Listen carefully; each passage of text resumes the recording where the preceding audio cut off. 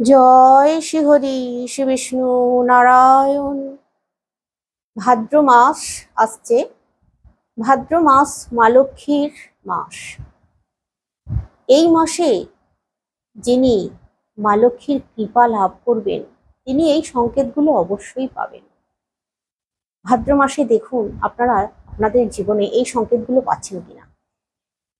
প্রথমেই আমি আপনাদেরকে যে সংকেতটির কথা বলবো সেটি হচ্ছে আপনার মধ্যে একটা আধ্যাত্মিক ভাব তৈরি হয়েছে, ভগবানে বিশ্বাস, অগাধ বিশ্বাস তৈরি হয়েছে। আপনি পুজো করছেন, পুজো করার সময় আপনার চোখ থেকে হু হু করে জল চলে আসছে ভগবানকে দেখে।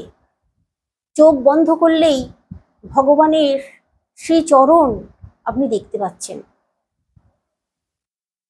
এবার যেটা বলবো, হঠাৎই কোনো অচেনা মানুষ আপনার চোখ খুলে দিচ্ছে, মানে আপনাকে কোনো ভালো পথ বলে দিচ্ছে যে এই পথে তুমি নামো, উন্নতি লাভ করবে। সেই যে কোনো পথ হতে পারে, ব্যবসার দিকে বা চাকরি বাকরির দিকে ভালো সুযোগ আসবে হাতে। এই মাসে, এই ভাদ্র মাসে আপনারা হঠাৎই পুজো করার ঠিক আগে জামা কাপড় পরেছেন কিন্তু উল্টো পরে ফেলেছেন, মানে আপনার মনের ভাবের কারণেই একটা যে বললাম আধ্যাত্মিক ভাব তৈরি হয়ে যায়, সেই জন্যই না দেখে উল্টো জামা কাপড় পরে ফেলেছেন।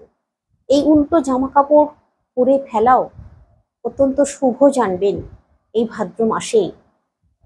আর এই ভাদ্র মাসে অবশ্যই আপনারা মা লক্ষ্মীর পূজা অর্চনা করবেন। হঠাৎই আপনি এই ভাদ্র মাসে দেখছেন যে আপনার গৃহে কোনো মানুষ কোনো সুখবর নিয়ে এসেছে। সুখবর নিয়ে যদি আসে জানবেন অত্যন্ত শুভ এই ভাদ্র মাসে। আর এই ভাদ্র মাসে যদি সন্ধ্যার সময় কোনো ব্যক্তি আপনার বাড়িতে প্রসাদ বা কোনো খাবার দিতে আসে, এটাও কিন্তু অত্যন্ত শুভ মানা হয়। তাহলে আগামী দিনে জীবনে কর্মে সফলতা আসবে, আসার সম্ভাবনা অনেক থাকে। এই ভাদ্র মাসে যদি আপনাদের বাড়িতে কোনো সন্ন্যাসী এসে যায় আর আপনাকে আশীর্বাদ করে, জানবেন এও অত্যন্ত শুভ। এরপর যদি আপনারা পুজোয় বসে ঘণ্টার ধ্বনি, শঙ্খের ধ্বনি বা হরিনাম সংকীর্তন শুনতে পান, আপনার কানে ভেসে আসে, জানবেন অত্যন্ত ভালো আপনার জন্য। আপনারা পুজো করেন, পুজো করার সময় হঠাৎই অন্যমনস্ক হয়ে যান, হাই ওঠে, তারপর ঘুম পেয়ে যায় অনেকেই বলেন। তো এই জিনিসগুলো যাতে না হয় আমি বিশেষ একটু উপায়ের কথা আপনাদেরকে বলে দিচ্ছি। তার আগে আরো কিছু সংকেত আছে, সেগুলো বলি। দেখুন, যদি আপনারা এই ভাদ্র মাসে বারে বারে ঠাকুর দেবতাদের স্বপ্ন দেখেন, জানবেন খুব ভালো।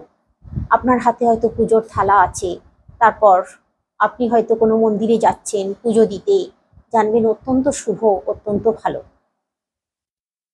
আর যদি দেখেন এই ভাদ্র মাসে আপনার নিজেকে খুব একাকিত্ব বোধ হচ্ছে, আপনি একটু নিরিবিলি চাইছেন, নিরিবিলিতে থাকতে চাইছেন, এটাও আপনার জন্য খুব ভালো, খুব শুভ। তারপর হয়তো আপনার কারোর সঙ্গে ঝগড়া বিবাদ ছিল, সেই ঝগড়া বিবাদ হঠাৎই কেটে গেল, মানে ঝগড়া বিবাদ মিটে গিয়ে আপনাদের মধ্যে আবার সুসম্পর্ক তৈরি হয়ে গেল, এটাও খুব ভালো জানবেন। এই ভাদ্র মাস অত্যন্ত শুভ পবিত্র মাস। আরো অনেক কিছু জিনিস আছে যেগুলো আমরা জানি না, আমাদের অজানা। আগামী দিনের ভিডিওগুলোর মাধ্যমে আমি বলে দেবো, অবশ্যই আপনারা সঙ্গে থাকুন, অনেক কিছু জানতে পারবেন।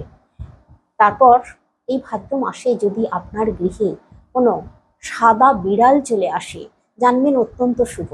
সাদা বিড়াল মা লক্ষ্মীর বাহন, মা ষষ্ঠীর বাহন। তো যদি চলে আসে জানবেন খুব ভালো, মা লক্ষ্মীও খুব পছন্দ করেন। আর এই সাদা বিড়াল যদি আপনার গৃহে এসে খেলাধুলা করে, জানবেন এটাও খুব ভালো, শুভ। তারপর যদি আপনারা পুজো করার সময় বা স্নান সেরেছেন, স্নান করার পর হঠাৎই কোনো ভালো গন্ধ, সুগন্ধ আপনার নাকে আসছে, ধূপ ধুনোর গন্ধ আপনার নাকে আসছে, এটাও কিন্তু খুব ভালো, জানবেন। তারপর আপনি তুলসী গাছে জল দিতে গেছেন, তুলসী তলায়, সেই সময় মনে হয়ে গেল কোনো হাওয়া নেই, বাতাস নেই, কিছু নেই, তবু যেন মনে হচ্ছে তুলসী গাছ দুলছে, তুলসী মাতা আপনাকে সাড়া দিচ্ছে। আপনি পুজো করছেন, আপনার পুজোয় উনি সন্তুষ্ট, তাই দেখলেন যে তুলসী মাতা সাড়া দিচ্ছে, জানবেন খুব শুভ, খুব মঙ্গল।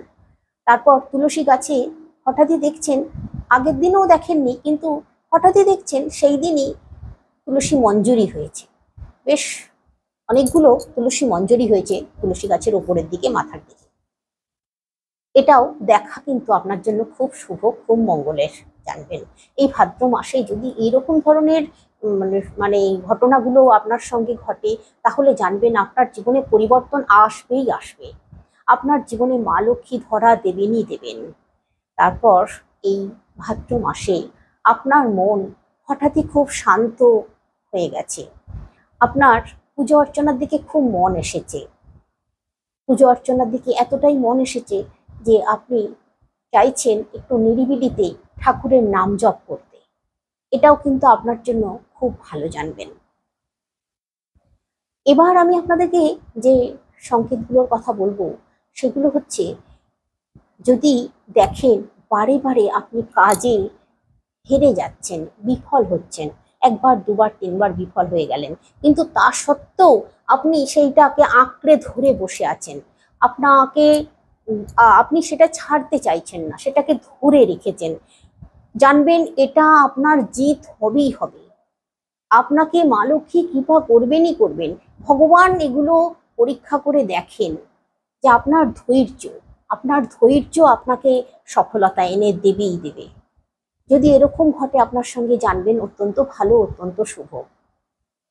তারপর এই ভাদ্র মাসে যদি আপনার গৃহে কোনো ছোট ছোট ছেলে মেয়েরা চলে আসে, খেলাধুলা করে হাসি খুশি মনে, জানবেন এটাও খুব ভালো, খুব শুভ আপনার জন্য। আগামী দিনগুলো আপনার জীবনে খুব শান্তিতে ভরে যাবে, সুখ শান্তিতে ভরে যাবে, দেখবেন, আমার কথা মিলিয়ে নেবেন। এবার যেটা বলবো আপনাদেরকে, কোনো অচেনা ব্যক্তি আপনার গৃহে এসেছে, আপনার গৃহে এসে আপনাকে ভালো উপদেশ দিচ্ছে, যেটা আপনার কাজে লাগবে, এবং সেই উপদেশ শুনে আপনার মনে হচ্ছে যে হ্যাঁ, এটা পালন করা যাবে, জানবেন খুব ভালো, খুব শুভ আপনার জন্য। এরপর বলবো, যখন পুজো করছেন, আপনি পুজো করতে বসে কখন যে ঘন্টাখানেক হয়ে গেছে, জপ করছেন, পুজো করছেন, বুঝতেই পারেননি, পুজো করতে বসে অনেক সময় পেরিয়ে গেছে, আপনাকে কেউ বিরক্তও করেনি, জানবেন এটাও খুব ভালো আপনার জন্য। আগামী দিনে খুব মানে সব দিক দিয়ে আপনি সফলতা অর্জন করবেনই করবেন, এইরকম যদি আপনার সঙ্গে ঘটে।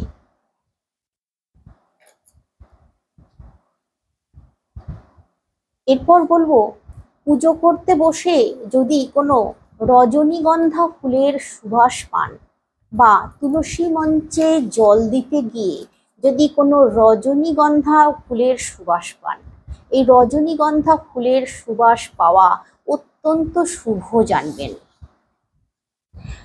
আপনার গৃহে রজনীগন্ধা গাছ নেই, তা সত্ত্বেও আপনি রজনীগন্ধার সুবাস পাচ্ছেন, বা আশেপাশেও কারোর বাড়িতে নেই, সেরকমই তা সত্ত্বেও আপনি রজনীগন্ধার সুবাস পাচ্ছেন, এটাও জানবেন আপনার জন্য খুব শুভ, খুব মঙ্গলের। এবার আমি আপনাদেরকে বলবো যে পুজো করতে গেলে বারে বারে হাই ওঠে, ঘুম পায়, অন্যমনস্ক হয়ে যান, এইরকম ঘটনাগুলো আপনার সঙ্গে ঘটছে বারবার। আপনারা কি করবেন? দেখুন, যখন আপনারা পুজো করেন তখন আপনারা পুজো তো করেন, ভগবানের মুখের দিক খুব ভালো করে দেখবেন। আর যখন জপ করতে বসবেন আপনারা চোখ, যেহেতু এরকম হচ্ছে আপনাদের সঙ্গে বারবার, আপনারা চোখ খুলে জপ করবেন আর সামনে ভগবানকে রাখবেন।